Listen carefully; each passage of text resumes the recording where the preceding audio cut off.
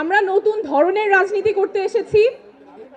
বিগত বছরগুলোতে রাজনীতির অর্থ ছিল ক্ষমতার খেলা, জনগণের সাথে প্রতারণা, অনেক সময়ই স্বার্থের লেনদেন।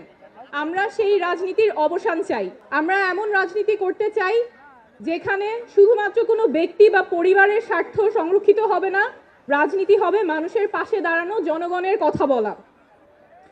আমরা চাই এমন বাংলাদেশ গড়তে যেখানে মানুষ বলবে না যে সব দলই এক, কারণ আমরা রাজনীতি করতে আসিনি ক্ষমতা দখলের জন্য।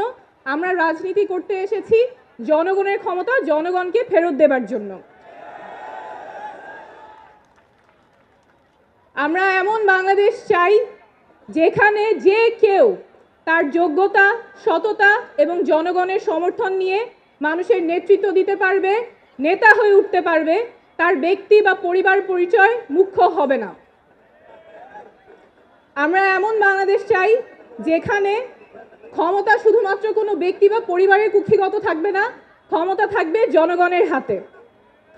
আমরা এমন বাংলাদেশ চাই যেখানে স্বাস্থ্য এবং শিক্ষা কারো পণ্যে পরিণত হবে না, সেটা সবার অধিকার, নাগরিক অধিকার, সবার সমান থাকবে।